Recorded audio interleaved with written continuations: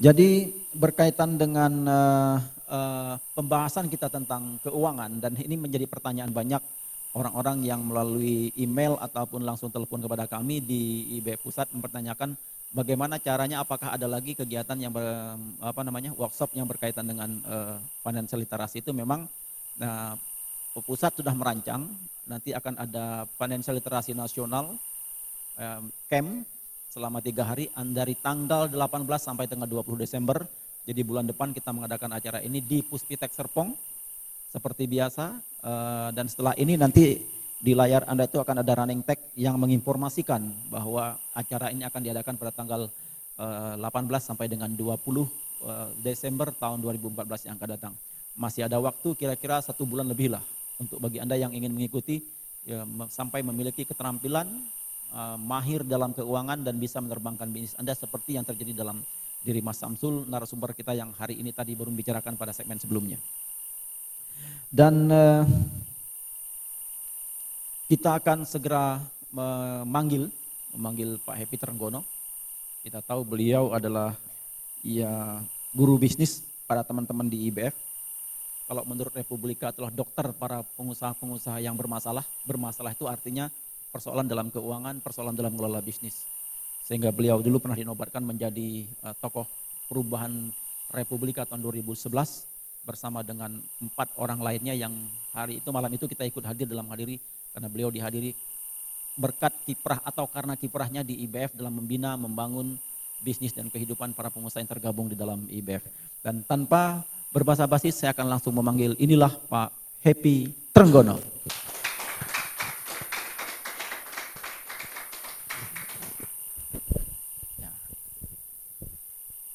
Assalamualaikum.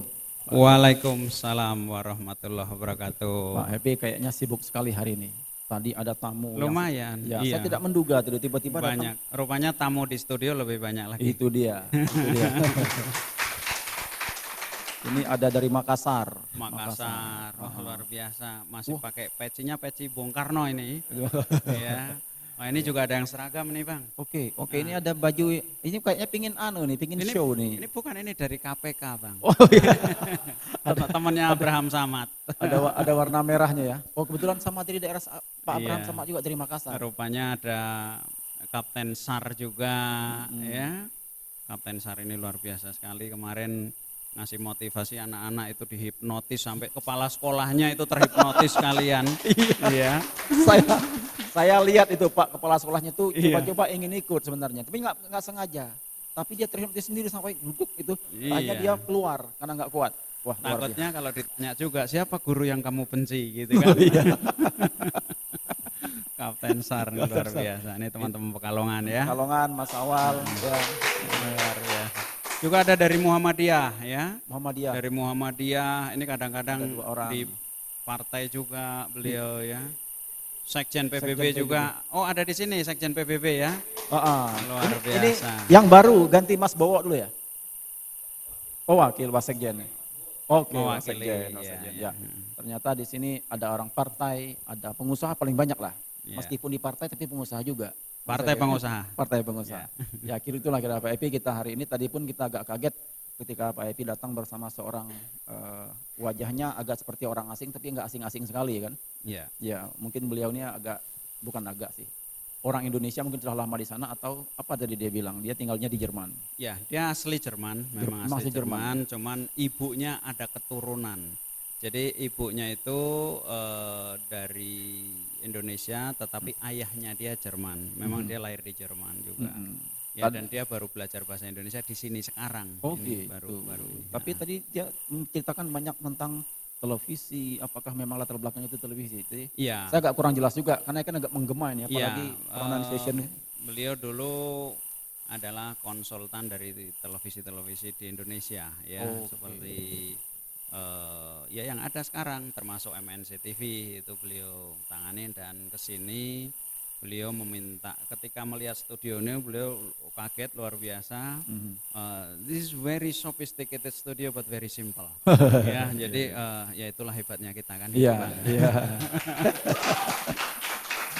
Orang Jerman pun terkagum-kagum. Ya susah juga menjelaskannya, sophisticated tapi juga simple ya kan? Iya, Ya, itu oke. IBF ilmunya Bang. Oke, baik. Ya, Kita duduk biar lebih santai Pak Epi. baik Bang. Ya. Tadi pada bagian awal mungkin Pak Epi sekali-sekali sambil melayani tamu di bawah karena banyak tamu di bawah itu ngikutin juga barangkali perbincangan dengan Mas Samsul tadi, di mana Mas Samsul ini luar biasa. Sayangnya saya bilang sama beliau harusnya diungkapkan semua perjalanan awal. Ternyata beliau ini pernah jadi calo TKI juga, perjalanan hidup ya. Oh gitu Iya, ya. tetapi kemudian pernah jadi apa lagi tadi Mas Samsul? Dari driver, jadi supir, pernah juga. Iya. Pada akhirnya dia memutuskan mendirikan perusahaan sendiri pada tahun 2011 dan mulai aktif bisnisnya itu 2012.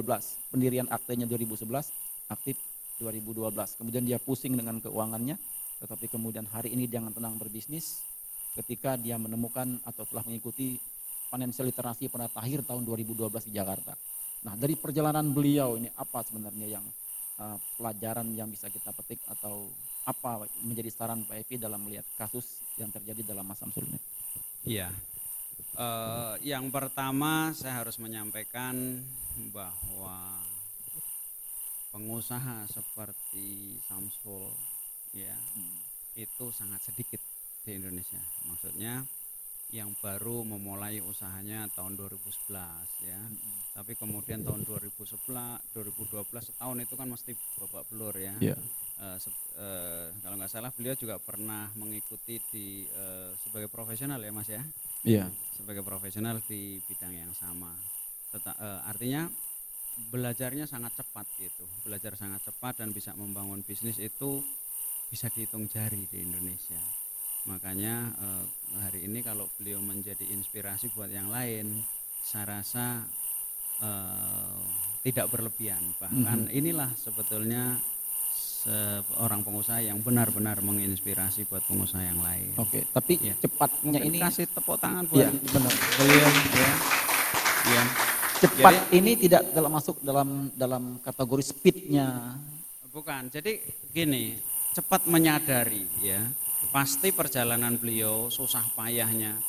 Jadi menjadi seorang pengusaha dan merasakan susah payah, tahu rasanya akibat melakukan kesalahan itu sangat jarang gitu, karena banyak pendidikan di Indonesia, terutama pendidikan tentang bisnis itu yang mengajarkan bahwa bisnis itu yang penting itu cepat mutusin, nggak usah kebanyakan mikir dan sebagainya. Ini dalam satu sisi itu benar ya. Di sini ada Kapten Sar yang juga ahli otak kanan gitu. Tetapi coba tanya sama Kapten Sar, apakah dengan otak kanan itu otak kirinya harus ditinggal gitu kan? Pasti otak kiri itu juga harus dipakai gitu kan? Iya, jadi ada otak kanan, otak kiri. Nanti kalau otak kanan terus kanan, lama-lama kanan luar gitu kan? Iya, otak atik ya. Nah, pendidikan bisnis yang mengajarkan bagaimana sesungguhnya harus membangun bisnis dengan kesabaran, dengan permainan-permainan yang harus dilakukan, bagaimana memutuskan, itu sangat jarang. Dan kalaupun ada gitu, yang salah satunya itu sebetulnya kita mulai ya gitu. Itu untuk menghasilkan kesadaran orang itu juga butuh waktu. Nah, saya melihat pengusaha dari Lampung ini, Mas Samsul ini termasuk golongan yang cepat menyadari kesalahannya dan segera membenahi gitu.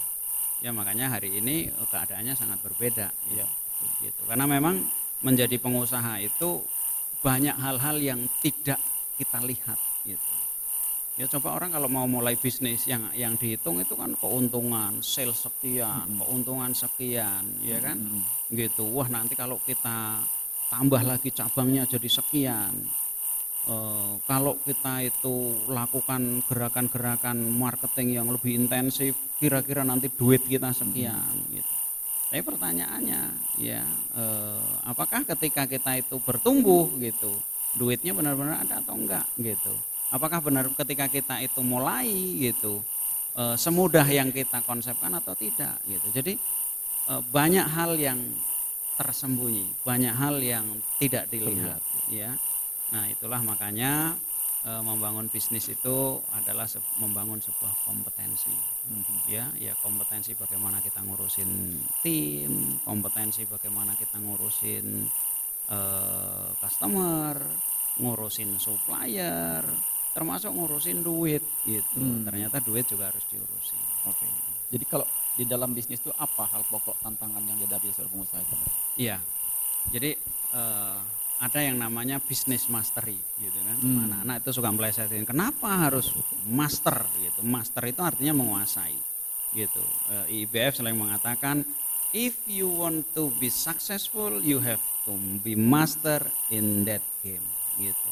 Artinya gini, kalau kita mau main sepak bola dan kita itu pengen jadi juara, maka kita harus jadi master, mesti ahli di dalam sepak bola. Termasuk gitu, gimana gimana kita memainkan bola gitu, ketika menghadapin musuh yang satu dan musuh yang lain, mereka punya pola sendiri-sendiri ya, gitu. Begitu juga para pebisnis. Bisnis itu ya ibaratnya game gitu. Sama seperti sepak bola, sama seperti badminton, sama seperti yang lain-lain. Tetapi ini bisnis gitu. Nah, kalau tanya apa sesungguhnya yang menjadi tantangan para pengusaha sehingga bisnisnya itu benar-benar successful. Successful itu artinya adalah bisnis kita itu benar-benar menjadi mesin duit. Itu salah satu ukurannya lah ya. Tetapi ini menjadi ukuran yang tidak boleh ditawar gitu, unnegotiable. Kalau nggak ada duitnya, nggak ada bisnis gitu. Iya, percuma mau ngapain gitu. Anda boleh mengatakan bahwa bisnis Anda untuk memberikan banyak kesempatan kerja orang, untuk melakukan kebaikan, untuk memberikan makna. Tapi kalau nggak ada duitnya, maka bisnis itu juga akan selesai, gitu. Nggak akan sustain. Betul.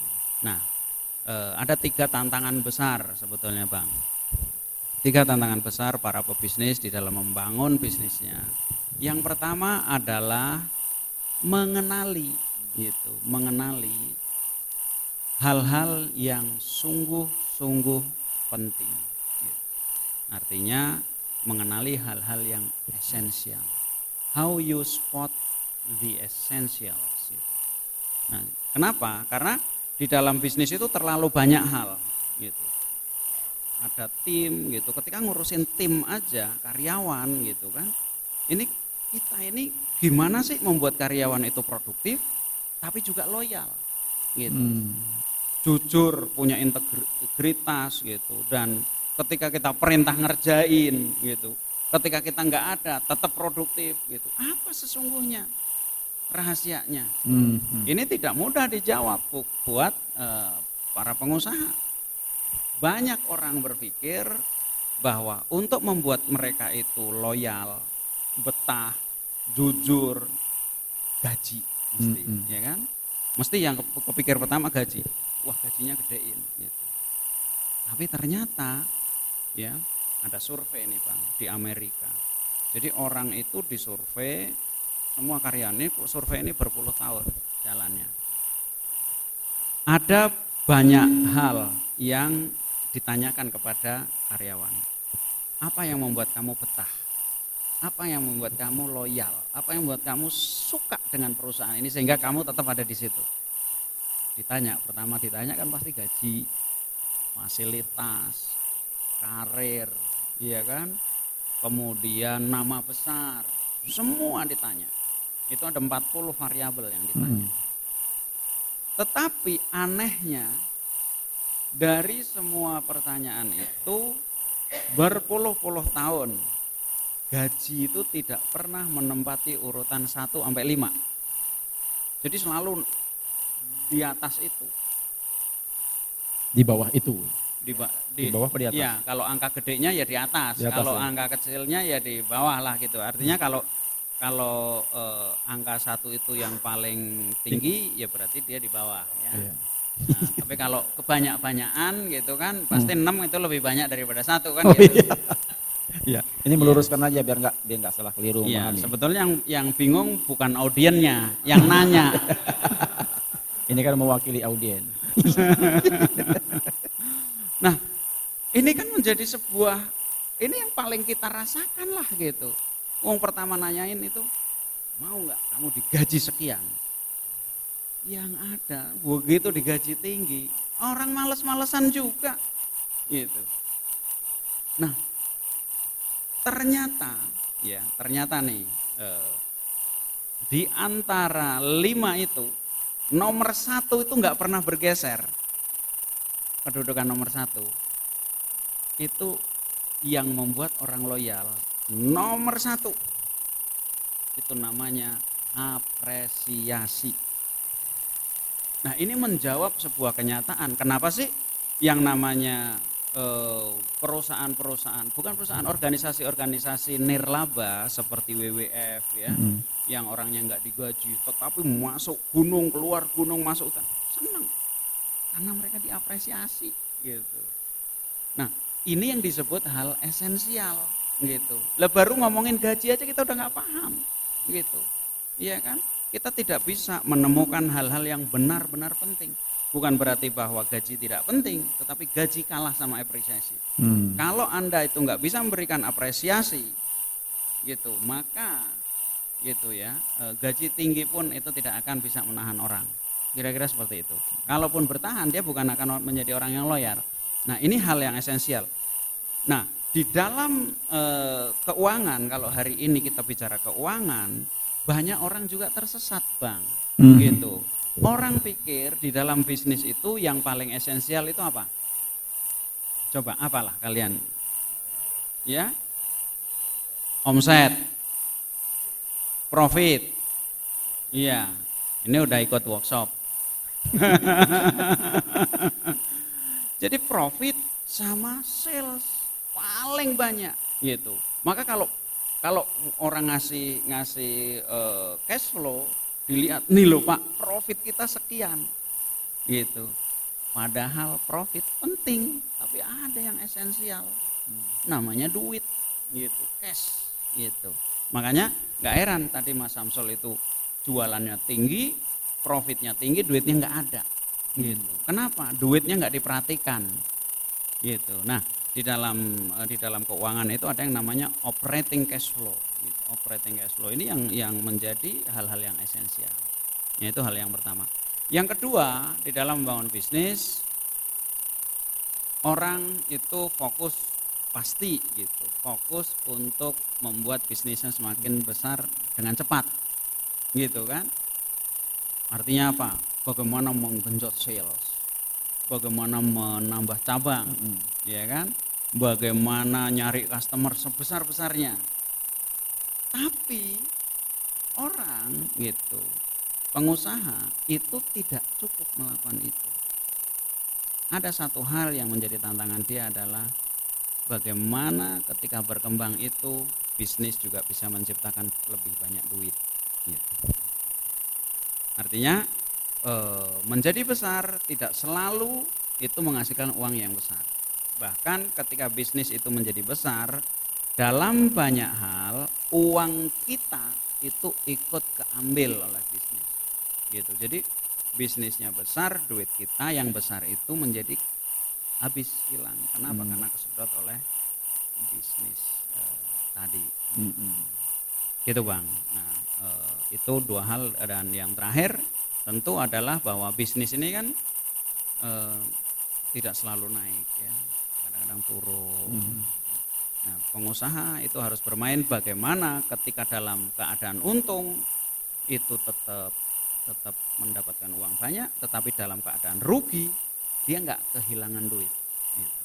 Nah ini pertanyaan yang paling advance ya, tantangan yang paling advance. Gitu. Iya, jadi dalam keadaan untung dia banyak duitnya, dalam keadaan rugi dia nggak kehilangan duit. Ini susah juga memahaminya kalau nggak. Iya, makanya tantangan yang pertama tadi how to spot the essential. Yang kedua how to grow and create more money. Yang ketiga how to fly. Karena kalau dalam keadaan rugi itu terus Anda nyungsrek gitu, ya mati juga gitu kan. Gitu, kayak pesawat itu ya kadang-kadang kena turbulen kan gitu kan. Kena turbulen gitu, gimana naik lagi gitu, atau paling enggak melipir-melipir gitu kan. Nah, tapi kalau udah tahu di depan gunung itu 6.000 meter, kita udah 5.000 meter hari ini, kita tenang-tenang aja, masih di atas tanah lah kita gitu kan, nabrak juga lah gitu. Gitu Bang kira-kiranya. Ya, artinya kan memang bisnis itu tidak ada jaminan, tidak menjamin ya bahwa sebenarnya orang selihai apapun itu bisa dalam keadaan terbang. Cuman kalau misalnya orang yang lebih memiliki ilmu, dia lebih tahu mengantisipasi atau gimana? Iya, kalau ngomong jaminan emangnya bisnis asuransi itu kan bisnis jaminan ya. Iya. Itu aja nggak bisa menjamin kok gitu kan. Iya gimana? Bagaimana ini bisnis yang siapa yang suruh jamin, siapa yang nyuruh ente bisnis gitu kan. Iya, kadang-kadang customer itu juga keluar produk baru dia pindah gitu kan. Gitu. Apalagi kita lagi laris-larisnya karyawan kita yang pindah gitu. Jadi gimana urusannya Bang gitu. Jadi bisnis itu sebaiknya ada jaminan Bang memang. Tapi sayangnya nggak ketemu yang jamin ini. Oke, nah ini menarik sebenarnya untuk membicarakan soal jamin menjamin ini. Tapi sebelum kita masuk ke sana, sebaiknya kita istirahat sejenak dulu. Sebelum kita itu, oleh karena itu kepada teman-teman yang hari ini sedang melihat acara ini, jangan kemana-mana, kami akan segera kembali. Baik.